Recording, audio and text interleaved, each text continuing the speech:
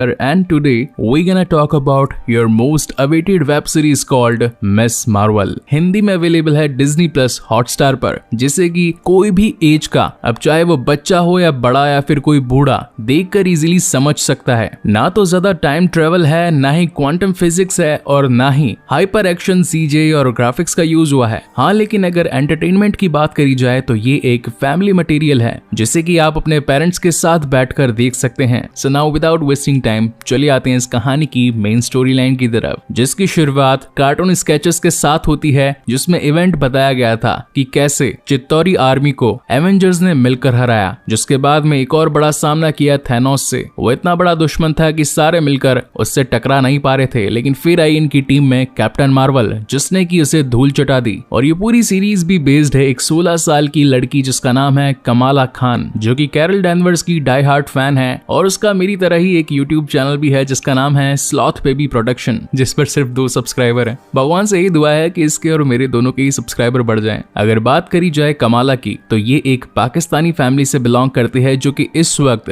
New Jersey में रह रहे हैं। इसके भाई का नाम है आमिर, फादर का नाम है यूसुफ और मम्मी का नाम है मुनीबा। ये फैमिली भी हमारी इंडियन टिपिकल फैमिलीज की जैसी ही थी, यानी हर वक्त सलाह देना, थोड़ी सी रोक टोक करना, मगर फ्यूचर के बारे में अच्छी बातें बताना। आज बेसिकली कमाला का ड्राइविंग टेस्ट था और वो काफी ज्यादा नर्वस थी, और इसी चक्कर में वो गाड़ी पीछे की गाड़ी से ठोक देती है, और जिस बेचारे शख्स की गाड़ी ठोकी थी वो उसी का इंस्ट्रक्टर ही था। इस वजह से वो इसे फेल कर देता है। कमाला के माता पिता इस बात से काफी ज्यादा परेशान थे कि कमाला अपने नॉर्मल कामों में फोकस्ड नहीं रहती, बल्कि अपने ख्यालों की दुनिया में रहती है, जहाँ पर न जाने कौन कौन से सुपर हीरो इस दुनिया को बचाते रहते हैं। जिसके बाद वो अपने स्कूल पहुंचती है, और यहाँ पर हम ये देख पाते हैं कि बाकी बच्चे कमाला से कुछ ज्यादा इम्प्रेस्ड नहीं है और बस उसे यूं ही समझते हैं। वहीं पर हम उसके एक बेस्ट फ्रेंड ब्रूनो से मिल पाते हैं, जहां पर वो उसे उसके टेस्ट के बारे में पूछता है, लेकिन कमाला का बताना था कि उसे घर के कामों में कुछ इंटरेस्ट नहीं है, वो तो सिर्फ डाई हार्ट फैन है कैरल डैनवर्स की, यानी कि कैप्टन मार्वल। तभी उसकी एक और फ्रेंड आ जाती है जिसका नाम होता है नाकिया, और ये सभी मिलकर प्लान करते हैं नेक्स्ट वीक होने वाले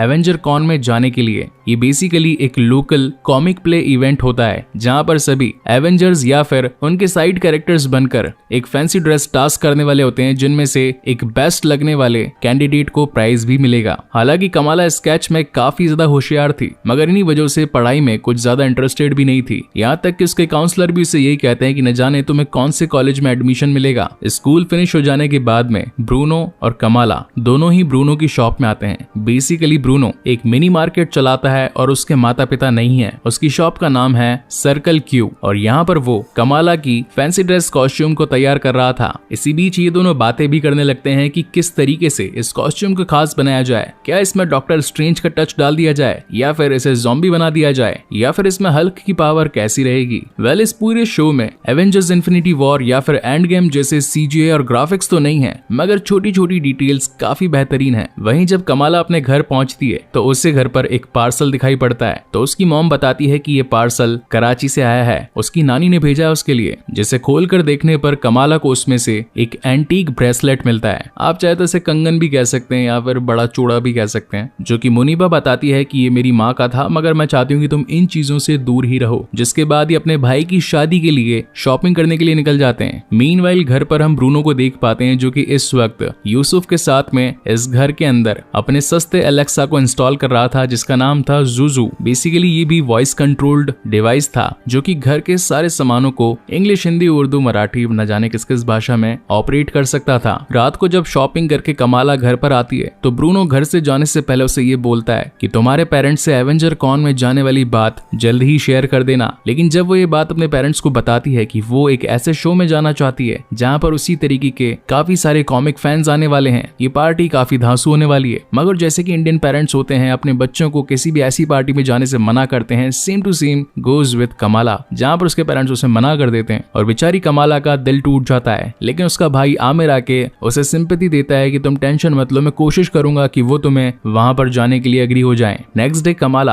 अपना कॉस्ट्यूम पहनकर देखती है, मगर उसमें इसे कुछ कमी नजर आती है। लेकिन फिर उसे याद आता है कि मेरे पेरेंट्स तो उस इवेंट में मुझे जाने ही नहीं देंगे, तो फिर पहनने का क्या मतलब। इतनी ही देर में पीछे से उसके मॉम एंड डैड आ जाते हैं और कहते हैं कि अगर तुम्हें जाना ही है तो डैड तुम्हारे साथ जाएंगे। लेकिन कमाला का ये कहना था कि हल्क की उसे जरूरत नहीं, क्योंकि वो हल्क नहीं बनने वाली है, और पापा वैसे भी आप काफी ज्यादा ऑकवर्ड लग रहे हैं हैं इसमें तो हमारी बेइज्जती होगी। वेल ये लाइन सुनकर तो तीनों में ही थोड़ी सी मिसअंडरस्टैंडिंग हो जाती है, जहाँ पर अब अपने मूड को लाइट करने के लिए कमाला अपने बेस्ट फ्रेंड ब्रूनो को कॉल करती है और ये दोनों ही एक बिल्डिंग की छत पर जाकर बैठ जाते हैं, जहाँ पर ब्रूनो बताता है कि फैमिलीज में ऐसी छोटी मिसअंडरस्टैंडिंग्स तो होती ही रहती है, मगर तुम अपने पाथ से डिसमैनेज मत होना। और तुम्हें खास बात पता है, तुम्हारे कॉस्ट्यूम को पूरा करने के लिए मैंने ये चमकते ग्लव्स भी बनाए हैं। तो कमाला कहती है कि क्या ये फोटोन ग्लव्स हैं, और वो उन्हें पहनकर थोड़ी सी उससे फाइटिंग करने लगती है। वहीं सीन शिफ्ट होता है नेक्स्ट डे, जहाँ पर कमाला अपनी फ्रेंड्स के साथ बास्केटबॉल खेल रही थी, मगर जोई नाम की एक लड़की उसके नाक पर जोर से बॉल मार देती है। इनडायरेक्टली कहानी में ये बताया जा रहा है कि कमाला बाकी की एक्टिविटीज में कुछ ज्यादा हाइपर एक्टिव नहीं है, मगर उसके दिमाग में जो एक्टिविटीज है, यानी कि किस तरीके से वो अपने परिवार को उल्लू बना के उनकी नाक के नीचे से एवेंजर्स कॉन वाले इवेंट में जाएगी। और यहाँ पर वो एक स्केच के जरिए ये पूरी प्लानिंग ब्रूनो को बता रही थी कि किस तरीके से वो अपने पेरेंट्स के साथ में डिनर करके अपने रूम में चली जाएगी, और जो जूजू ब्रूनो ने फिट किया था उसके जरिए अपने पूरी फैमिली पर नजर रखेगी। फिर उनकी नजरों से बच के सीधा साइकिल पर बैठकर बस में निकलकर एवेंजर कॉन में जाकर कैप्टन मार्वल का खिताब जीतकर वापस से अपने घर आकर सो जाएगी। और यही था इनका मास्टर प्लान। लेकिन इस प्लान के एग्जीक्यूशन में थोड़े से लफड़े हो जाते हैं, जहाँ पर ये घर से ही थोड़ा लेट निकलती है और साइकिल से जाते वक्त इनकी साइकिल भी वहीं पर छूट जाती है। वेल काफी मुश्किलों का सामना करके ये दोनों ही एवेंजर्स कॉन इवेंट में पहुंच जाते हैं, जहाँ पर कमाला ब्रूनो को बताती है कि अपनी कॉस्ट्यूम को और ज्यादा एनहांस्ड करने के लिए उसे मैंने अपना टच दिया है, यानी कि वो कड़ा इस बार लेकर आई थी जो उसकी नानी का था, और जब वो उसे पहनती है तो वो किसी और ही दुनिया से कनेक्ट हो जाती है। और अब वक्त आ चला था मिस मार्वल के सारे कंटेस्टेंट्स को स्टेज पर आने का। वहां पर काफी सारे फोटोग्राफर्स खड़े थे जो कि एक के बाद एक उनकी फोटोज लेते ही जा रहे थे। वो रोशनी कमालों को काफी ज्यादा परेशान कर रही थी और गलती से उसके हाथ से उस बैंगल के जरिए कॉस्मिक पावर निकलने लगती है, और इसी कॉस्मिक पावर से एक बड़े से एंटमैन के स्टैचू की मुंडी टूट जाती है, जो कि हर सामान को तोड़ते ताड़ते वहां के रस्सियों को खोल देती है। इसी बीच जोई उसमें फंस जाती है और वो नीचे गिरने ही वाली होती है कि तभी कमाला अपनी कॉस्मिक पावर का यूज करके उसे बचा लेती है। लेकिन इस बीच हर कोई ये सब कुछ इंसिडेंट्स अपने कैमरे में रिकॉर्ड कर लेता है। वहीं रात को देर से घर आने पर जब वो अपने रूम में जाती है तो उसकी मॉम उससे वहीं पर मिलती है, जो कि उससे काफी ज्यादा नाखुश थी और बताती है कि तुम अब पहले जैसे नहीं रही, कुछ और बन गई हो, जो कि हमसे झूठ बोलती है, घर से भाग जाती है और अपने पेरेंट्स की बिल्कुल भी रेस्पेक्ट नहीं करती है। मैं जा रही हूँ, लेकिन इस बारे में सोचना जरूर कि आखिर तुम क्या बन चुकी हो। और इसी बेचारी सैड एंडिंग के साथ में ये एपिसोड यहीं पर खत्म होता है। लेकिन यहीं पर इस एपिसोड में एक पोस्ट क्रेडिट सीन भी आता है, जहाँ पर हम ये देख पाते हैं कि डिपार्टमेंट ऑफ डैमेज कंट्रोल को वो वीडियो मिल चुका था जिसके अंदर कमाला ने अपनी कमाल की शक्तियां दिखाई थी। और इसी के साथ ये एपिसोड यहीं पर खत्म होता है, जिसकी स्टोरी वहीं से ही स्टार्ट होती है जहाँ पर इसका फर्स्ट एपिसोड खत्म हुआ था। यानी कि कमाला को ये पता चल चुका था कि उसके पास में कुछ सुपर पावर्स हैं, और इसी वजह से अगले दिन जब उसकी कॉलेज में एंट्री होती है तो उसका बिहेवियर काफी रॉकिंग और डैशिंग था।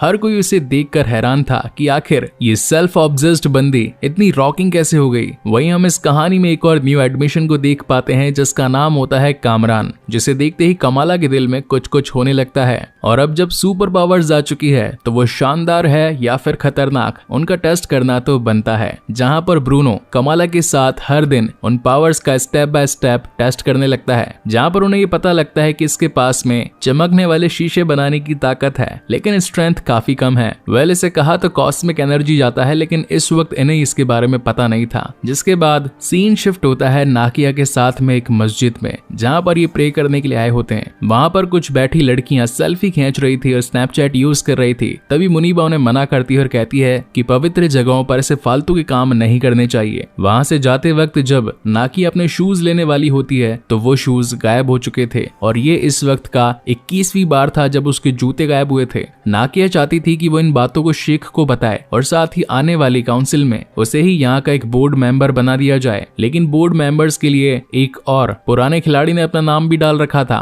वहीं सीन शिफ्ट होता है कॉलेज में, जहाँ पर जोई ये बताती है कि उसे कल एक सुपर हीरो ने बचाया, अगर वो वहां नहीं होती तो आज उसकी जान नहीं बचती। और अब जबकि वो जिंदा बच चुकी है तो क्यों ना इस खुशी पर एक पार्टी दी जाए, जहाँ पर वो इस कॉलेज के अपने बेस्ट फ्रेंड्स को पार्टी दे डालती है। हालांकि उस पार्टी में कमाला का जाने का बिल्कुल मन नहीं था, क्योंकि जोई ने उसकी नाक जो तोड़ी थी। लेकिन जब उसे पता चला कि इस पार्टी में कामरान भी आने वाला है तो वो भी अपने फ्रेंड्स के साथ उस पार्टी में पहुंच जाती है। मगर उस रात काफी ज्यादा शोर शराबा होने की वजह से वहां पर पुलिस पहुंच जाती है, जहां पर कामरान बताता है कि मेरे पास कार है और उसमें हम जल्दी यहाँ से निकल सकते हैं। हैं और ये सभी उसकी कार में बैठकर घर के लिए निकल जाते हैं। वहीं रास्ते में इन दोनों की बातचीत होती है जहाँ पर इन्हें ये पता चलता है कि इन दोनों की फेवरेट मूवी ही बाजीगर है और ये दोनों भी SR के बोले तो शाहरुख खान के डाई हार्ड फैन हैं। इन सारी सिमिलरिटीज को पीछे बैठा ब्रूनो भी चेक कर रहा था। हालांकि ब्रूनो का दिल तो टूट रहा था लेकिन अब वो एक तरीके से फ्रेंड जोन हो चुका था। घर आने पर कमाला के मिजाज तो कुछ और ही थे। वो कहीं प्यार में खो बैठी थी कामरान के और दिन रात उसी के ही सपने बुनने लगती है। नेक्स्ट डे कॉलेज में भी उसका ये प्यार उसकी नाक पर झलक आता है जहाँ पर उसकी नाक शाइन करने लगती है। तो बाहर खड़ी नाकिया उसे कहती है कि मैं जानती हूँ कि गर्ल्स को काफी ज्यादा प्रॉब्लम होती है, मुझे भी काफी हुई थी जब मैंने हिजाब लिया था। अब यहाँ पर काफी ऐसे उर्दू वर्ड्स थे जो पहले मुझे समझ में नहीं आए, लेकिन काम है एक्सप्लेनिंग का तो एक्सप्लेन करना तो बनता है। हिजाब यानी कि कपड़े, पहनावा जिसे कि लोग देखते हैं। नाकिया का कहना था कि कोई भी परफेक्ट नहीं होता है और लोगों का काम तो है कहना, तो इसलिए हमें कोशिश करनी चाहिए अपने हिसाब से रहने की और थोड़ा बहुत परफेक्ट बनने की। वहीं स्कूल की काउंसलिंग के दौरान ये पता चलता है कि विलियम जो कि काउंसलिंग हेड था वो ब्रूनो को बताता है कि तुम बड़े अच्छे कैलिफोर्निया के कॉलेज में सेलेक्ट कर लिए गए हो। लेकिन ब्रूनो अंदर ही अंदर टूट जाता है क्योंकि कैलिफोर्निया के लिए उसे न्यू जर्सी से बाहर जाना पड़ेगा और वो कमाला से दूर हो जाएगा। और जब वो उसके साथ टाइम स्पेंड करने और उसकी पावर्स के नए लेवल को चेक करने के लिए कमाला के पास पहुंचता है तो कमाला उससे ये कहकर मना कर देती है कि आज वो कामरान के साथ डेट पर जा रही है। यहाँ डेट के लिए ये दोनों ही एक छोटे से रेस्टोरेंट को चुनते हैं, मगर कमाला की किस्मत खराब, वहीं पर उसका बड़ा भाई आमिर पहुंच जाता है और साथ ही हम उसकी फियांसी को भी देख पाते हैं जो कि एक अफ्रीकन थी। अब यहाँ पर मैं अपना थोड़ा अफ्रीकन ज्ञान भी डाल देता हूँ। बेसिकली मैंने 5 साल अफ्रीका में निकाले हैं। वहाँ के कुछ काले कैथोलिक यानी कि ईसाई धर्म को मानने वाले होते हैं और कुछ इस्लामिक यानी कि इस्लाम धर्म को मानने वाले होते हैं। तो आमिर की होने वाली वाइफ भी उन्हीं में से एक थी जो कि इन दोनों को अपना पर्सनल टाइम स्पेंड करने के लिए स्पेस दे देती है। रात को घर पर डिनर था और यहाँ पर यूसुफ मुनीबा के बारे में पुरानी बातें बता रहे थे कि किस तरीके से वो काफी ब्यूटीफुल थी और मैं उसके प्यार में पड़ गया। हालांकि कहानी में कैरेक्टराइजेशन को डेवलप करने के लिए कैरेक्टर्स की बैक स्टोरी को बताना, उन्हें बिल्डअप करना जरूरी होता है, मगर उन्हें रबड़ की तरह हद से ज्यादा खींचना मुझे कुछ खासा पसंद नहीं आता। और यही रीजन था कि मैंने आपको एपिसोड 1 की स्टार्टिंग में ये बता दिया था कि न जाने क्यों मार्वल वालों का लेवल अब गिरता जा रहा है। खैर उन्हें तो मार्वल के नाम पर मिस मार्वल से पैसे कमाने और मुझे भी कमाने। बस डर इस बात का है कि कहीं हॉटस्टार वाले स्ट्राइक ना दे दें, क्योंकि फोटोज के साथ जो क्रिएटर्स अपने वीडियो को बनाते हैं उन्हें ना क्लेम, ना स्ट्राइक, ना पार्शियल क्लेम, कुछ नहीं मिलता। बाबा जी की दया से खुश रहते हैं और हम जैसे डाई हार्ड क्रिएटर्स जो कि आप लोगों के एंटरटेनमेंट को नंबर 1 पर रखकर top notch quality and clarity के साथ में वीडियोस को प्रोड्यूस करते हैं, हमें ही डिज्नी वाले स्ट्राइक का प्रसाद दे डालते हैं। वेल, कितने लोग मेरे इस बात से एग्री करते हैं मुझे कमेंट सेक्शन में जरूर बताइएगा। इनकी कॉन्वर्सेशन से हमें ये पता चलता है कि मुनीबा की मम्मी सना जो कि इंडिया पाकिस्तान के पार्टीशन के वक्त अपने पिता से बिछड़ गई थी, उसे सितारों ने रास्ता दिखाया ट्रेन तक पहुंचने का। उस दिन कुछ तो मैजिकल हुआ था। इन बातों से कमाला को लगता है कि जिस दिन मेरे साथ भी मैजिक हुआ और उस दिन वहां पर भी हुआ, तो इनका क्या कनेक्शन है, क्यों ना इस बारे में नानी से बात करी जाए। लेकिन नानी से वीडियो कॉल के दौरान उसके फादर वहां आ जाते हैं, इसी वजह से वो ठीक से उनसे बात नहीं कर पाती। नेक्स्ट डे न्यू जर्सी में ईद का माहौल था। हर कोई ईद को मनाने के लिए वहां के डेडिकेटेड प्लेस पर पहुंचता है जहां पर काफी सारे ग्रुप्स थे, कुछ अंकलों के तो कुछ आंटियों के, कुछ आप जैसे बच्चों के तो कुछ मेरी तरह क्रिएटर्स के, जिनमें नाकिया का ये प्लान था कि वो जाकर एक एक ग्रुप को टारगेट करेगी और हर किसी को खुद को वोट देने के लिए कहेगी, क्योंकि इस बार की काउंसलिंग में वो मस्जिद की बोर्ड मेंबर बनना चाहती थी। वहीं सीन शिफ्ट होता है जोई पर, जिसे कि इस वक्त डिपार्टमेंट ऑफ डैमेज कंट्रोल वाले पकड़ कर ले आते हैं और से पूछते हैं कि आखिर जिसने तुम्हें बचाया क्या तुम उसे जानती हो। हालांकि जोई उसके बारे में ज्यादा जानती तो नहीं थी, मगर वो उन्हें ये इंडिकेशन दे देती है कि वो लड़की काले बालों में थी और शायद देसी लग रही थी। इस लाइन को सुनकर तो डिपार्टमेंट ऑफ डैमेज कंट्रोल वाले हर मस्जिद, हर मंदिर और हर धर्मशाला को अपने डिपार्टमेंट से चेक करवाने की बात कर देते हैं। यहाँ रात में मस्जिद की दीवार पर एक लड़का सेल्फी खींच रहा था, मगर तभी उसका बैलेंस बिगड़ जाता है और वो उस दीवार से लटक जाता है। हर कोई चिल्लाने लगता है कि आखिर उस बच्चे को कौन बचाएगा। तभी कहानी की लीड हीरोइन सुपरमैन की तरह अपना कॉस्ट्यूम चेंज करके उसे बचाने के लिए पहुंच जाती है। हालांकि इसकी ट्रेनिंग कंप्लीट तो नहीं हुई थी, मगर फिर भी बचाने के छोटे मोटे स्किल्स तो उसे आ ही चुके थे। मगर इसी दौरान अपनी कॉस्मिक पावर को यूज करते हुए उसे अपनी परनानी दिखाई पड़ती है, जिनका ये ब्रेसलेट था, और इसी वजह से उसका बैलेंस छूट जाता है और वो लड़का अपनी जान गवाते गवाते बचता है। वहीं पर डिपार्टमेंट ऑफ डैमेज कंट्रोल वाले भी पहुंच जाते हैं उसे पकड़ने के लिए, लेकिन तभी कामरान आ जाता है उसे बचाने के लिए और अपनी गाड़ी में बैठाकर ले जाता है, जहां पर कमाला की मुलाकात अपनी परनानी नजमा से होती है। लेकिन वो बताती है कि कामरान जो कि तुम्हारा बेस्ट फ्रेंड है वो मेरा बेटा है। और इसी तगड़े और अनवांटेड सस्पेंस के साथ ये शानदार एपिसोड यहीं पर खत्म होता है। सो गाइस, आपको ये वीडियो कैसा लगा प्लीज मुझे लाइक और कमेंट करके जरूर बताइएगा, और अगर पहली बार इस चैनल पर आए हैं तो इसे सब्सक्राइब जरूर कीजिएगा। इसके बाद में मैं इसका थर्ड एपिसोड जल्द ही लेकर आऊंगा। सो तब तक के लिए keep watching and stay safe. और जाते जाते एक बात और कहूंगा, अगर आपने मुझे इंस्टाग्राम पर फॉलो नहीं कर रखा है तो वहां पर भी कर लो यार। छोटे छोटे क्रिएटर्स के 10-10 हजार फॉलोअर्स हैं और मैं यहाँ पर करीब 2 मिलियन सब्सक्राइबर्स लेकर बैठा हूँ, तो एटलीस्ट 5 के फॉलोअर्स तो करवाओ। एंड आई होप कि जो लोग मेरा वीडियो देखते हैं और जिन्हें मेरी मेहनत समझ आती है तो वो मुझे फॉलो जरूर करेंगे। इंस्टाग्राम पर चाहे किसी के 1 फॉलोअर हो या फिर 1 मिलियन फॉलोअर, अगर कोई मुझे डीएम करेगा तो मैं उसका रिप्लाई जरूर करूंगा। और इसी के साथ keep watching and stay safe. मिलते हैं अगले वीडियो में। आज हम इसके एपिसोड 3 के बारे में बात करने वाले हैं। और पर्सनली बताऊं तो बाकी के सारे एपिसोड्स में मुझे अभी तक का थोड़ा बहुत ठीक ठाक यही एपिसोड लगा, क्योंकि पुरानी चलती कुछ एक्स्ट्रा बोरिंग स्टोरी में अब जाकर कुछ सीजीआई का तड़का लग चुका था, और अपन तो है ही सीजीआई और ग्राफिक्स के फैन। इसी के साथ साथ स्टोरी ने भी थोड़ी सी रेस पकड़ी, और जितना ये शो बकवास लग रहा था उसने मेरे ओपिनियन को चेंज करने की कोशिश करी कि हाँ भाई, मैं जितना बकवास लगता हूँ उतना हूँ नहीं। और अब जब फालतू की अनवांटेड तारीफ हो चुकी है, so now without wasting time चलिए आते हैं इस कहानी की मेन स्टोरी लाइन की तरफ, जिसकी शुरुआत होती है एक फ्लैशबैक से, जहां पर ईयर दिखाया जाता है 1942, जिस वक्त इंडिया पाकिस्तान का पार्टीशन चल रहा था, जहां पर दूसरे डायमेंशन के कुछ लोग एक कड़े को ढूंढ रहे थे और ये सोच रहे थे कि इसकी पावर्स कितनी होगी। अगर हमें अपने डायमेंशन में जाना है तो इसके लिए ऐसे 2 की जरूरत पड़ेगी। अब इस एक में कितनी ताकत है ये तो इसे यूज करने के बाद ही पता चलेगा। जहां पर एंट्री होती है इस पूरे शो की एक लीड कैरेक्टर आयशा की। अभी आयशा कौन है वो मैं आपको आगे बताऊंगा। यहाँ पर इस वक्त पुलिस आ जाती है और इन्हें ये खंडर छोड़कर भागना पड़ता है, जिसके बाद स्टोरी कंटिन्यू होती है इसकी लास्ट वाले एपिसोड के बाद में, यानी कि कामरान और उसकी फैमिली कमाला को अपने साथ अपने घर ले आई थी। और यहाँ पर हम व्यूअर्स को ये पता चलता है कि आयशा ही कमाला की परनानी थी, जिनका ये कड़ा था।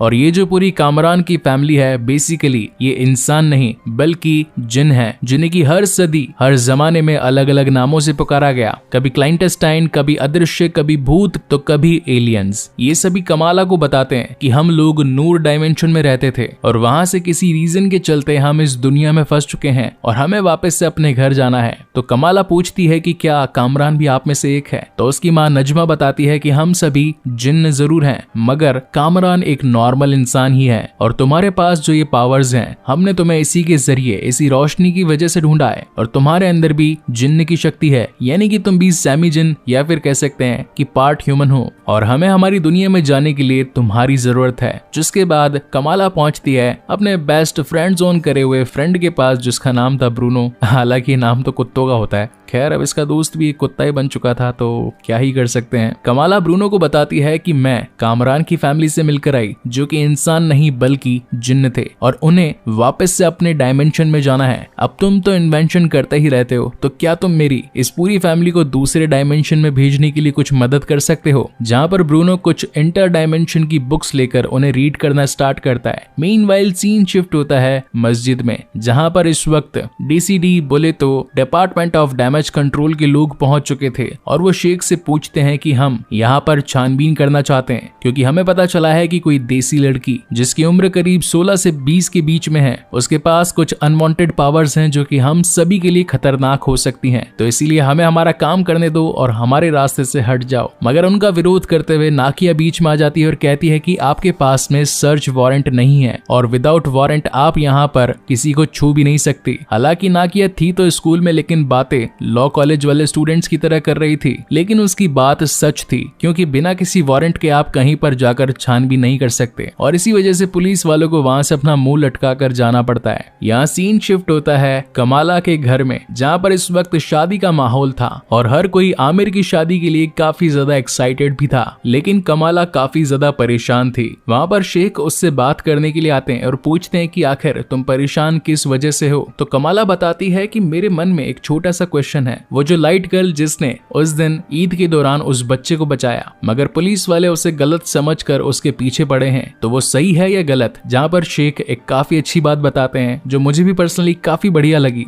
कि इंसान अच्छा या बुरा नहीं होता, उसके किए जाने वाले काम अच्छे या बुरे होते हैं। तो अब ये आप पर डिपेंड करता है कि आप किन मंसूबों के साथ क्या करना चाहते हैं। ब्रूनो ने कमाला के लिए एक छोटा सा गिफ्ट भेजा था और जब वो उसे खोलकर देखती है तो वो था एक मास्क जिसकी मदद से वो अपनी आइडेंटिटी बाकी लोगों से छिपा सकती थी। वहीं रात का वक्त हो चला था और सर्कल क्यू यानी कि अपने किराने की दुकान में ब्रूनो अपनी इंटर डायमेंशन वाली थ्योरी पर काम कर रहा था। तभी वहां पर यूसुफ पहुंच जाते हैं और पूछते हैं कि आखिर तुम कौन सी चीज की स्टडी कर रहे हो। ब्रूनो अपने पन्नों को छिपाना चाहता था लेकिन वो उर्दू में लिखे थे और यूसुफ उन्हें पढ़कर ब्रूनो को ये बताता है कि इन पन्नों में जिन्न जन्नातों के बारे में जिक्र किया गया है। इस्लाम धर्म जिसमें इन जिन्नों का जिक्र हुआ है ये सभी एक दूसरी दुनिया यानी कि एक दूसरे डायमेंशन में रहते थे, मगर एक बार उनके डायमेंशन से कुछ जिन्नों को बाहर निकाल दिया गया और अब वापस जाने के लिए उन्हें एक पाक ताकत की जरूरत पड़ेगी यानी कि एक क्लीन सोल की जिसके मंसूबे अच्छे हों और वो दिल की साफ हो।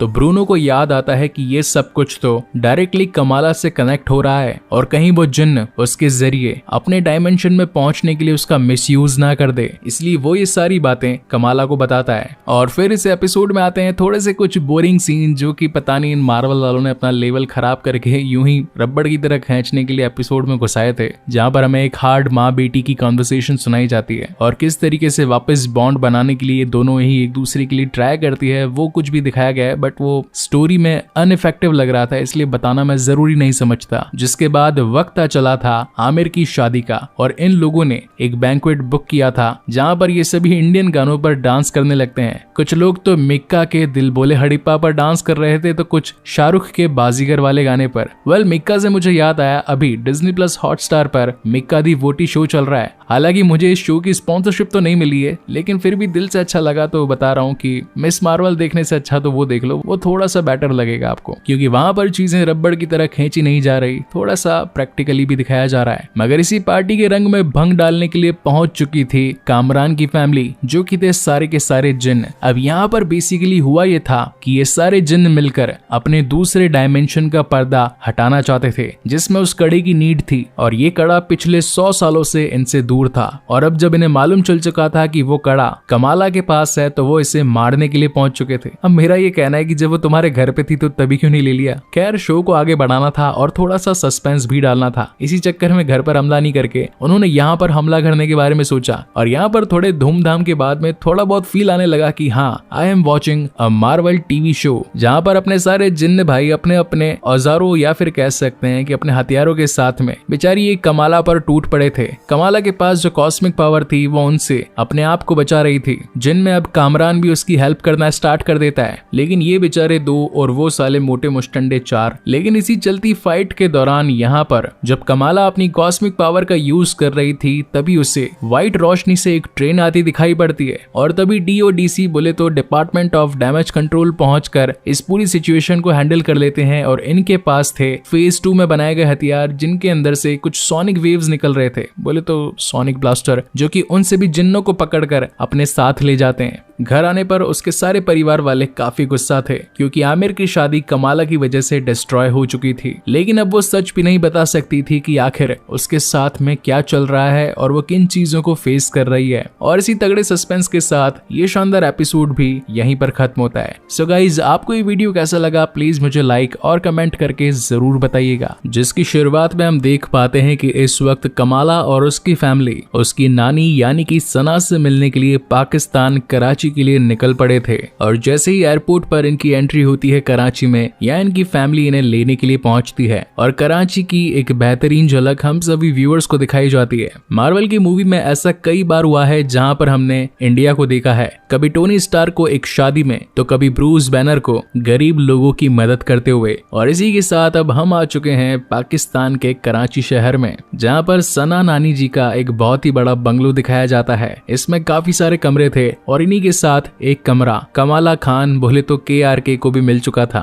ये नाम मुझे कमाल आर खान से काफी ज्यादा मिलता जुलता लग रहा था, इसलिए KRK बोल दिया। वेल जोक्स अपार्ट, यहाँ पर उसकी नानी सना उससे मिलने के लिए आती है और हमें यहाँ पर पता चलता है कि कमाला की जो ड्राइंग और स्केचिंग स्किल्स थी वो उसे उसकी नानी से ही मिली थी, क्योंकि उन्हें भी ड्राइंग करना काफी पसंद था। कमाला अपनी नानी से पूछती है कि आखिर वो कड़ा आपने मुझे न्यू जर्सी क्यों भेज दिया और आखिर आप उसके बारे में कितना जानती हैं। तो सना बताना स्टार्ट करती है कि मैं काफी छोटी थी और ये वक्त था इंडिया पाकिस्तान के पार्टीशन का, जहां पर इंडिया से आखिरी ट्रेन जाने वाली थी और उसमें हजारों की तादाद में काफी लोग पाकिस्तान जाने के लिए निकले थे। मेरे पिता जिनका एक पैर काम नहीं करता था और मैं उस वक्त खो चुकी थी और मेरी माँ आयशा जिन्होंने मुझे ये कंगन दिया था, इसी वजह से मैं उस वक्त मेरे पिता तक पहुंच पाई और अपनी जान को बचा सकी। अब इस कंगन से जुड़ी जानकारी को और बटोरने के लिए कमाला अपने कजन्स के साथ कराची में निकल पड़ती है और उन रहस्यों से पर्दा उजागर करने की ट्राई करती है जहां से उसे पता चल पाए कि आखिर ये कंगन था किसका,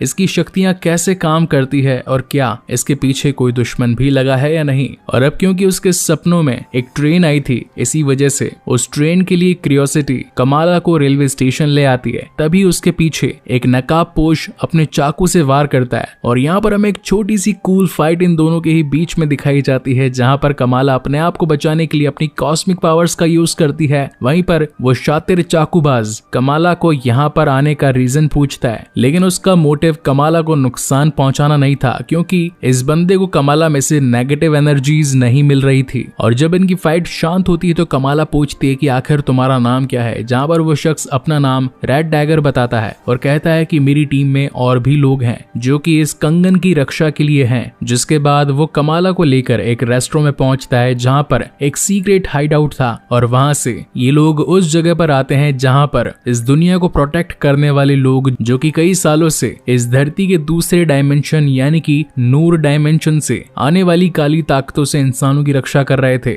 और यहाँ पर एंट्री होती है one of the most talented singer, actor, creator, dancer और एथलीट की, जिनका नाम है फरहान अख्तर। हालांकि ये मेरे फेवरेट हीरोज में से तो नहीं है, लेकिन इनकी ZNMD यानी कि जिंदगी ना मिलेगी दोबारा और साथ ही भाग मिल्खा भाग, इन दोनों मूवीज ने मुझ पर काफी ज्यादा पॉजिटिव इम्पैक्ट डाला। फरहान कमाला को ये बताता है कि हमारे डायमेंशन यानी कि इस दुनिया में जो हम देखते हैं, बोलते हैं और जो जीते हैं, वैसा ही सेम पैरेलल वे में एक और डायमेंशन है जिसे कि नूर डायमेंशन कहा गया है। लेकिन जिस तरीके से हम उन्हें नहीं देख पाते वो हमें नहीं देख पाते। कई सालों पहले इन दोनों डायमेंशंस के बीच में जो पर्दा था उसमें से कुछ जिन निकलकर हमारी दुनिया में आ चुके थे और अब उनसे रक्षा करने के लिए हमने टीम बनाई जिनका नाम रखा गया रेड डैगर्स और हम यहीं से सब कुछ लोकेट और हैंडल करते हैं। इस कंगन में ताकत है दूसरी दुनिया का दरवाजा खोलने की और वो सभी इसी के पीछे पड़े हैं। जिस तरीके से तुम्हारी एनर्जी को फील करते हुए मेरा शागिर्द तुम तक पहुंच गया, उसी तरीके से वो लोग भी जल्दी तुम तक आते होंगे। मीनवाइल सीन शिफ्ट होता है उन सारे जिन्नों पर जिसे कि अब डिपार्टमेंट ऑफ डैमेज कंट्रोल अपनी कस्टडी में लेकर जा रहे थे, लेकिन इसी बीच ये सभी हमला करके अपने आप को आजाद कर लेते हैं। इनमें कामरन भी शामिल होना चाहता था, लेकिन उसकी मां नजमा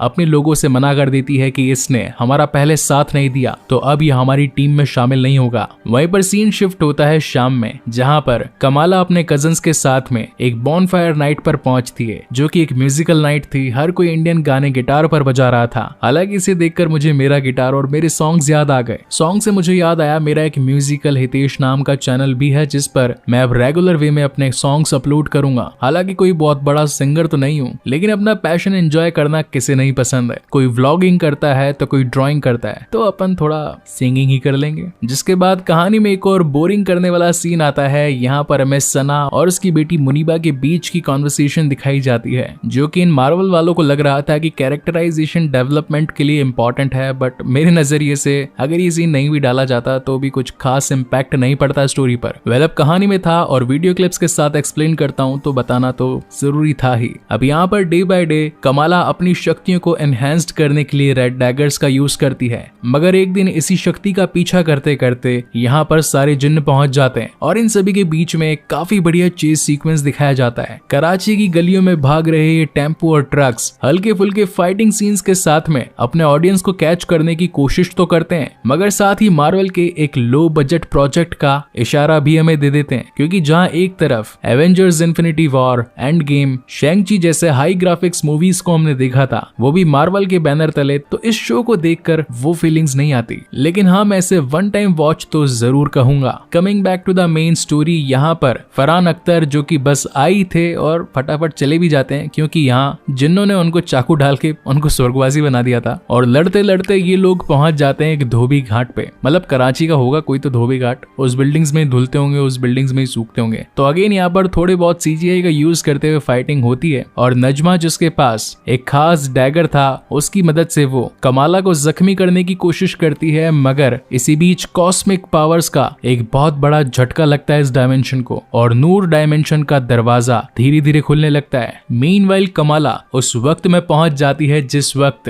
इंडिया पाकिस्तान का पार्टीशन हो रहा था और इसी तगड़े सस्पेंस के साथ ये शानदार एपिसोड यहीं पर खत्म होता है। सो गाइज, आपको ये वीडियो कैसा लगा प्लीज मुझे लाइक और कमेंट करके जरूर बताइएगा और अगर पहली बार इस चैनल पर आए हैं तो इसे सब्सक्राइब जरूर कीजिएगा। जाने से पहले एक छोटी सी बात, मैं आजकल अपने सारे कमेंटर्स को हार्ट दे रहा हूँ, तो इस वीडियो के नीचे एक प्यारा सा कमेंट करना बिल्कुल मत भूलिएगा और इसी के साथ इंस्टाग्राम पर भी जरूर फॉलो कर लीजिएगा। आज हम इसके सीजन 1 एंड एपिसोड 5 के बारे में बात करने वाले हैं। तो इसी के साथ विदाउट वेस्टिंग एनी टाइम चलिए आते हैं इस कहानी की मेन स्टोरी लाइन की तरफ। इसके लास्ट एपिसोड में हमने देखा कि किस तरीके से हमारी मिस मार्वल नजमा के साथ फाइट करते करते उस तिलिस्मी कड़े की मदद से उस टाइमलाइन में पहुंच जाती है जहां पर इन सभी कारनामों की शुरुआत हुई थी और यहीं से इस एपिसोड की स्टार्टिंग होती है। हमें समय दिखाया जाता है 15 अगस्त 1947। ये वो वक्त था जब इंडिया ब्रिटिश की 200 सालों की गुलामी से आजाद हो चुका था। वहीं पर यह भी देखने को मिलता है कि जवाहरलाल नेहरू जो कि उस वक्त के प्राइम मिनिस्टर थे, उन्होंने देश की सीमाओं को 2 भागों में विभाजित कर दिया था और इसी वजह से काफी लोगों को अपना घर छोड़कर दूसरे देश जाना पड़ रहा था। यहाँ हम आयशा को देख पाते हैं जो कि इस वक्त नजमा से दूर हो गई थी और उस कड़ी की सुरक्षा के लिए कहीं छिपना चाहती थी, लेकिन उसके पीछे कुछ अंग्रेजी अफसर पड़ चुके थे, मगर चालाकी से उसका कत्ल कर देने के बाद में कई सारे शहरों में अलग अलग जगह पर छिपा कर वो एक ऐसे शहर में पहुंचती है जहां पर उसकी मुलाकात हसन नाम के एक आदमी से होती है जो कि अपने आसपास के लोगों में जन जागरूकता फैला रहा था और सिर्फ यही कह रहा था कि अंग्रेजों भारत छोड़ो। सिचुएशन डू और डाई की आ चुकी थी। बेसिकली यहाँ पर वो गांव वालों को अंग्रेजों के खिलाफ जंग के लिए प्रेरित कर रहा था, लेकिन तभी वहाँ पर कुछ अंग्रेजी सैनिक आकर उन सभी गांव वालों को भगा देते हैं और हसन बेचारा अकेला ही रह जाता है। जिसके बाद सीन शिफ्ट होता है नेक्स्ट डे और यहाँ पर हसन के खेत में हम आयशा को देख पाते हैं। हसन वहाँ पर आकर उससे पूछता है कि क्या तुम्हारे पास रहने खाने पीने की कोई जगह है, अगर नहीं है तो मैं तुम्हारी हेल्प कर सकता हूँ क्योंकि मैं पिछले 3-4 दिनों से देख रहा हूँ तुम यहीं पर रह रही हो। इस पर आयशा उससे मना कर देती है और बोलती है कि मुझे तुम्हारी मदद की कोई जरूरत नहीं, मगर रात में उसे ये फील होता है कि अब उसे अपने आप को छिपाने के लिए हसन के घर से बेहतर और कोई जगह नहीं मिल सकती, इसीलिए वो रात को उसके घर में चली जाती है। हसन उसे बिठाकर खाना खिलाता है और इसी तरीके से अब इन दोनों की दूरियां नजदीकियों में बढ़ती जाती है। इन दोनों में प्यार हो जाता है और अब ये दोनों ही साथ साथ रहने लगते हैं। हसन का यहाँ पर बगीचे का काम था, वो फूल उगाकर फूलों को बेचता और उसके बदले अनाज, कपड़ा और मकान के जरूरती सामानों को लेता। धीरे धीरे वक्त आगे बढ़ता है और हसन की एक छोटी बेटी भी हो जाती है। अब तो आयशा का भी मन बदल चुका था, उसे नूर डायमेंशन में जाने की बजाय हसन के साथ अपनी इस छोटी फैमिली में रहना पसंद आने लगा था। आयशा अपनी बेटी का नाम सना रखती है। अब धीरे धीरे 5 साल बीत जाते हैं और वक्त आ चुका होता है 1947, यानी कि इंडिया पाकिस्तान डिवाइडेशन का टाइम। उसी रात हम व्यूअर्स देखते हैं कि नजमा आयशा से मिलने के लिए आई थी और वो उससे पूछती कि आखिर तुम हमसे छिपकर इतना दूर क्यों आ गई, हमने तुम्हें न जाने कहां कहां नहीं ढूंढा, इस कड़े की मदद से हम लोग वापस से अपने नूर डायमेंशन में पहुंच सकते हैं, आखिर तुम क्यों यहाँ पर रहकर अपना वक्त बर्बाद कर रही हो। जिस पर आयशा कहती है कि अब वो कड़ा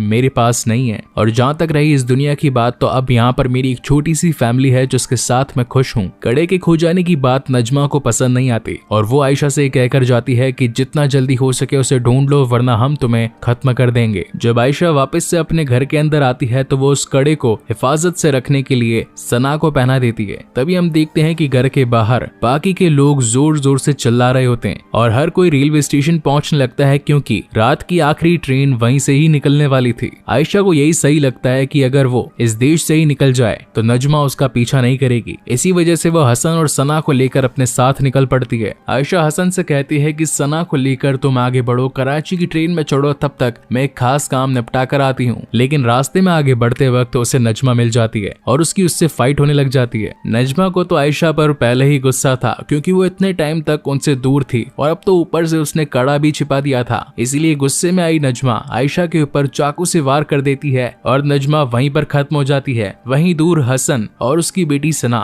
इतनी भरी भीड़ के अंदर आपस में बिछड़ जाते हैं। हसन जोर जोर से अपनी बेटी सना को चिल्लाने लगता है कि बेटा तुम कहां पर हो, मगर काफी कोशिशों के बावजूद भी वो अपनी बेटी को ढूंढ नहीं पा रहा था। वहीं पर हम व्यूअर्स ये देख पाते हैं कि इस वक्त कमाला भी यहाँ पर पहुंच चुकी थी और वो इस पूरे सीन को देखकर रिलेट कर पा रही थी। उसने कहानी अपनी नानी से सुनी थी कि किस तरीके से रेलवे स्टेशन की भरी भीड़ पर सितारों ने उसे अपने पिता तक पहुंचने का रास्ता दिखाया। कमाला को लगता है कि यही सही वक्त है उसे अपने पिता से मिलवाने का, तो वो अपनी पावर्स को यूज करके एक छोटी सी शील्ड बनाकर सना को अपने पिता तक पहुंचाने की कोशिश करती है, मगर वो पत्थर आसपास की भीड़ से टकराकर टूट जाता है। कमाला यहाँ पर अपनी हिम्मत हार चुकी थी, मगर वो ये बात जानती थी कि अगर उसने इस पास्ट को सही नहीं किया तो आगे आने वाला उसका प्रेजेंट भी खराब हो जाएगा। वो अपनी पूरी ताकत का इस्तेमाल करती है और तभी हम देखते हैं कि उस टूटे पत्थर के छोटे कण हवा में उड़कर सना को अपने पिता तक पहुंचाने का रास्ता दिखाते हैं। और जैसे ही सना अपने पिता से मिलती है ये सीन अगेन प्रेजेंट टाइम में आ जाता है।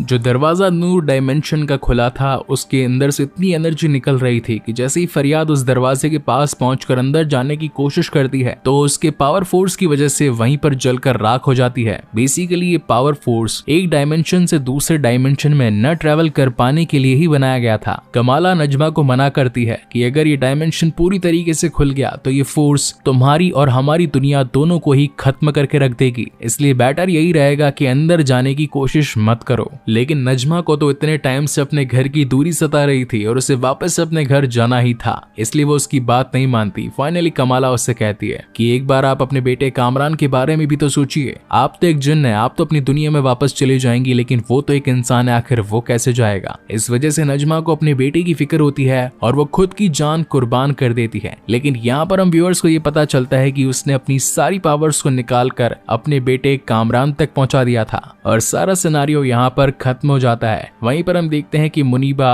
और सना भी पहुंच जाती है जो कि फाइनली अपनी बेटी को पाकर उसके गले लग जाती है। वहीं पर कमाला अपनी नानी सना को बचपन का वो फोटो भी देती है जिसके अंदर आयशा और हसन साथ में थे और जाते वक्त रेड डैगर को शुक्रिया अदा भी करती है। रेड डैगर यानी कि करीम अब उसका अच्छा दोस्त बन चुका था। वो कमाला से कहता है कि इस इंसिडेंट्स के बारे में मुझे बाकी साथियों को भी इन्फॉर्म करना होगा, इस वक्त मेरा यहाँ से चले जाना ही बेहतर है, लेकिन अगर फ्यूचर में तुम्हें किसी भी चीज की कोई जरूरत पड़े तो हमेशा मुझे याद करना। और वो उसे अपना लाल रुमाल देकर अलविदा कर देता है। घर पर आने के बाद में सना अपनी ओल्ड पिक्चर्स दिखाने लगती है, जिसके बाद सीन शिफ्ट होता है ब्रूनो की तरफ। इस वक्त कामरान उससे मदद मांगने के लिए उसके घर पर आया होता है और बताता है कि DODC के लोग मेरे पीछे पड़े हैं, मुझे तुम्हारी मदद की जरूरत है, इसलिए ब्रूनो उसे अपने घर बुला लेता है। लेकिन तभी वहां पर DODC के कुछ ड्रोन्स पहुंच जाते हैं और कामरान को खत्म करने की कोशिश करते हैं। अपने सेल्फ डिफेंस में कामरान अपनी पावर्स का यूज करता है जो कि उसे लेटेस्ट ही मिली थी, लेकिन इसी के चक्कर में पूरा सर्कल क्यों तबाह हो जाता है। और इसी तगड़े सस्पेंस के साथ ये शानदार एपिसोड यहीं पर खत्म होता है। सो गाइज, आपको ये वीडियो कैसा लगा प्लीज मुझे लाइक और कमेंट करके जरूर बताइएगा। आज हम इसके सीजन 1 के एपिसोड 6 या फिर कहें कि इसके फिनाले के बारे में बात करने वाले हैं। और अगर बात करूं मैं गेम ऑफ थ्रोन्स की कि आखिर मैंने उसके सीजन 1 और सीजन 2 को एक्सप्लेन कर देने के बाद में 3rd, 4th और 5th को क्यों नहीं एक्सप्लेन किया, तो उसका मेन रीजन ये है कि हर एपिसोड को एक्सप्लेन कर देने के बाद में उस पर आ रहे थे कॉपीराइट क्लेम्स और साथ ही स्ट्राइक। तो मेरे भाइयों, अगर स्ट्राइक आने के बाद में चैनल ही नहीं बचेगा तो वीडियो का क्या अचार डालोगे। And that is the only reason I quit this series of Game of Thrones. Season 1 और सीजन 2 को काफी बेहतरीन तरीके से मैंने वीडियो क्लिप्स के साथ एक्सप्लेन करके डाल रखा है। अगर पसंद आए तो देखो, शेयर करो, उस पे व्यूज बढ़ाओ यार, वैसे भी व्यूज की कमी आ चुकी है। लेकिन हाथ जोड़ के रिक्वेस्ट है कि सीजन 3, 4 और 5 के लिए बार बार कमेंट्स करना बंद कर दो। So now without wasting time चलिए आते हैं इस 6th एपिसोड की मेन स्टोरी लाइन की तरफ। लास्ट पार्ट में हमने देखा कि किस तरीके से नूर डायमेंशन के ओपन होने की वजह से नजमा और उसके बाकी के साथी मारे गए थे, मगर मरने से पहले नजमा ने अपनी पावर्स को अपने बेटे कामरान में ट्रांसफर कर डाला था और कामरान अपने आप को छिपाते हुए ब्रूनो के घर पहुंच गया था। लेकिन उसे ढूंढते हुए DODC के ड्रोन्स पहुंच गए थे और वहां पर एक जोरदार धमाका हो चुका था। और इसी के साथ इस एपिसोड की स्टोरी कंटिन्यू होती है, जहां पर हम व्यूअर्स ये देख पाते हैं कि इस वक्त ब्रूनो कामरान को लेकर DODC की नजरों से छिपाने के लिए रेलवे स्टेशन पहुंचकर एक ट्रेन को पकड़कर आगे निकल रहा था। लेकिन उसका पीछा करते हुए DODC डीओडीसी के एजेंट्स भी पहुंच जाते हैं। अब उनसे अपना बचाव करने के लिए जैसे ही कामरान अपना हाथ आगे बढ़ाता है तो उसकी पावर्स जो कि क्रिस्टेलियन पावर थी वो उन्हें वहीं पर रोक देती है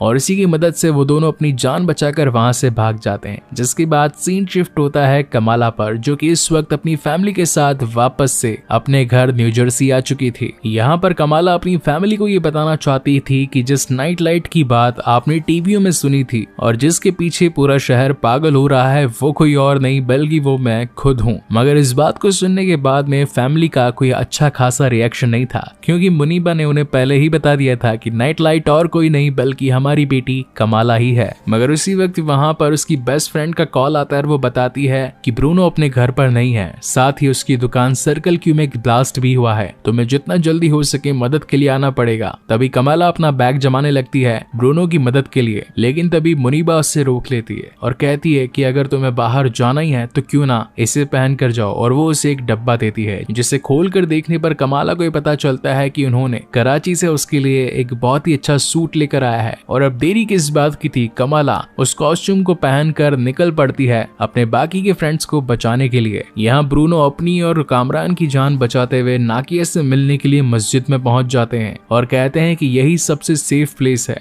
तो नाकिया कहती है कि ऑलरेडी डीओडीसी को पता है कि तुम लोग यहाँ पर जरूर आओगे, इसलिए ये छुपने की सही जगह नहीं है। तुम छुपने के लिए स्कूल का इस्तेमाल कर सकते हो क्योंकि आज स्कूल की छुट्टी है और सिर्फ वही एक ऐसी जगह है जहाँ पर डीओडीसी का दिमाग नहीं लगेगा तुम लोगों को ढूंढने के लिए। तुम टेंशन मत लो, मैं कमाला को भी इस बारे में बता दूंगी और वो भी तुम्हारी मदद के लिए जल्द ही वहाँ पर पहुंच जाएगी। लेकिन डीओडीसी की तेज नजरों से कौन ही बच सकता था और इस वक्त वो भी मस्जिद में पहुंच जाते हैं, जिसके बाद पूछताछ शुरू होती है। लेकिन ब्रूनो और कामरान दोनों ही तेज दिमाग थे जो कि उनके आने से पहले ही अपने आप को बचाकर वहां से निकल पड़े थे। उसी वक्त उनके बचाव के लिए वहां पर कमाला भी पहुंच जाती है और कहती है कि आखिर प्लान क्या है, जहां पर वो दोनों बताते हैं कि हमें नाकिया ने स्कूल में छिपने के लिए कहा है और अब ये तीनों ही स्कूल में छिपने के लिए पहुंच जाते हैं। जब ये तीनों ही वहां पर पहुंचते हैं तो कमाला करीम को फोन करती है और बताती है कि मुझे यहाँ कुछ प्रॉब्लम्स को फेस करना पड़ रहा है, लेकिन तुम मेरी एक मदद कर सकते हो। अब वो मदद क्या है वो गाइज मैं आपको इस वीडियो के एंड में बताऊंगा। स्कूल में छिप जाने के बाद में थोड़ी देर में यहाँ पर नाकिया भी पहुंच जाती है और जब ये चारों बचने का प्लान बना रहे थे उसी वक्त वहाँ पर आमिर भी पहुंच जाता है, क्योंकि उसे अपनी बहन की फिक्र हो रही थी। और अब जैसा कि हम सभी व्यूअर्स जानते हैं कि कमाला अपनी ड्राइंग स्किल्स में काफी ज्यादा माहिर थी, तो वो ब्लैक बोर्ड पर आगे करने वाली स्ट्रेटेजीज को अपने फ्रेंड्स के साथ डिस्कस कर रही थी, जहाँ पर उसका प्लान था कि स्कूल के अंदर वो लोग हमला कर नहीं सकते, उन्हें हमें स्कूल से बाहर निकालना पड़ेगा और अगर वो लोग स्कूल में आ जाते हैं तो उन्हें हमें पकड़ना आसान हो जाएगा। इसलिए सबसे पहली चीज है उनका ध्यान भटकाना, तो क्यों ना हम सभी एक जैसी ही हुडीज पहन लें। साथ ही अब हर किसी को एक एक काम बांट दिया था।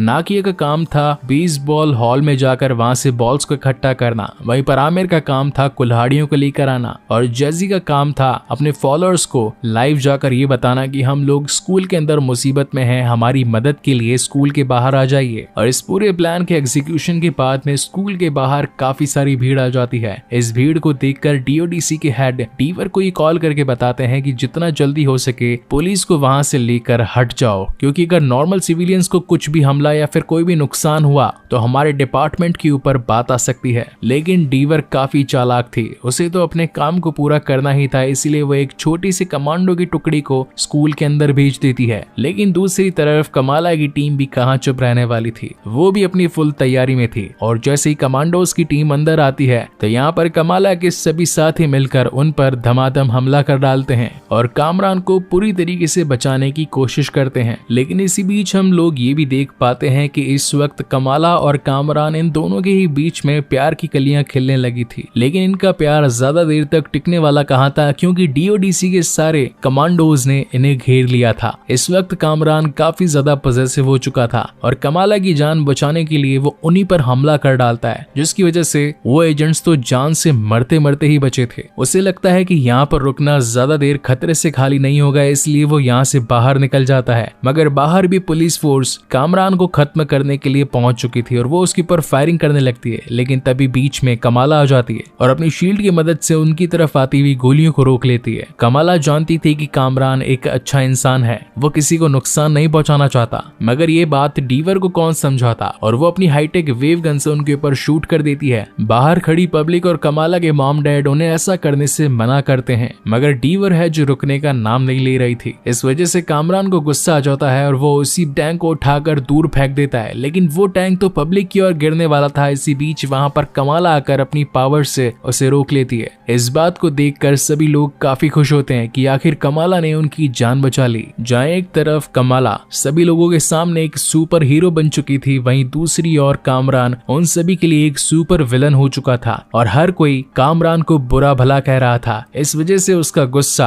अपने काबू में नहीं रहता और कामरान अपनी पावर्स का यूज करते हुए उन सभी को भगाने की कोशिश करता है, लेकिन वो पावर्स तो अनजाने में उन सभी की जान लेने लगती है। कमाला इस बात को जानती थी कि अगर वो अपनी पावर्स को यहाँ पर खड़े रहकर यूज करता रहा तो उसकी क्रिस्टेलियन पावर हर किसी की जान ले लेगी, इसलिए उसकी इन शक्तियों को रोकना पड़ेगा। तब कमाला अपनी पावर से वहां पर एक छोटा सा डूम बना देती है और उस डूम के अंदर जाकर कामरान को ये समझाती है कि तुम कोई सुपर विलन नहीं बल्कि एक सुपर हीरो। पब्लिक ने तुम्हारी सोच को बदल दिया है, मगर मैं जानती हूँ कि तुम अंदर से एक अच्छे इंसान हो। लेकिन कामरान का ये कहना था कि हम लोग चाहे पब्लिक के लिए कितना ही अच्छा सोच ले, वो तो हमें बुरा ही समझेंगी और अब तो हम नॉर्मल हो भी नहीं सकते। तब वहां पर कमाला का ये कहना था कि आखिर हमें नॉर्मल होना ही क्यों है, इन पावर्स ने हमें डिफरेंट बनाया, तो आगे चलकर ये पावर ही हमें सपोर्ट करेगी। मैं चाहती हूँ कि प्लीज तुम शांत हो जाओ। और अब फाइनली कमाला के समझाने के बाद में कामरान शांत हो जाता है। और अब जैसा कि कमाला ने अपने बेस्ट फ्रेंड करीम को अपनी मदद के लिए बोला था, तो वो उसकी मदद यही थी कि करीम अपने दुश्मन यानी कि नूर डायमेंशन के जिन्नों को सहारा दे और वह जमीन में एक छेद करके कामरान को वहां से भगा देती है। पोर्टल के ओपन होने पर हर कोई ये देखता है कि जमीन में एक छेद हो चुका है और वहां से कामरान भाग चुका है, लेकिन डीवर इस वक्त भी कमाला के पीछे पड़ी थी और वो अपने सैनिकों को कहती है कि जितना जल्दी हो सके कमाला को पकड़ लो। लेकिन इस बात से वहां खड़ी पब्लिक गुस्सा जाती है और अब तो वो उन पुलिस वालों के सामने आकर कमाला की ओर से खड़े हो जाते हैं कि तुम कमाला को टच भी नहीं करोगे क्योंकि वो हमारी सुपर हीरो है, उसने हमारी जान बचाई ना कि हमारी जान ली। वहीं पर डायरेक्टर का कॉल भी डीवर को आ जाता है और वो कहता है कि जब मैंने तुम्हें कहा था कि पुलिस वालों को वहां से हटा लो तो तुमने क्यों नहीं हटाया, अब तो समझो तुम्हारी नौकरी गई। और ये सुनते ही डीवर वहां से निकल पड़ती है। वही हम व्यूअर्स ये देख पाते हैं कि अब हर कोई जो कि उस भीड़ में मौजूद था ऑनलाइन आकर कमाला के बारे में अच्छे अच्छे कमेंट्स कर रहा था कि किस तरीके से उन बुरे लोगों से कमाला ने हमारी जान बचाई। हर कोई लाइव आकर काफी खुश था।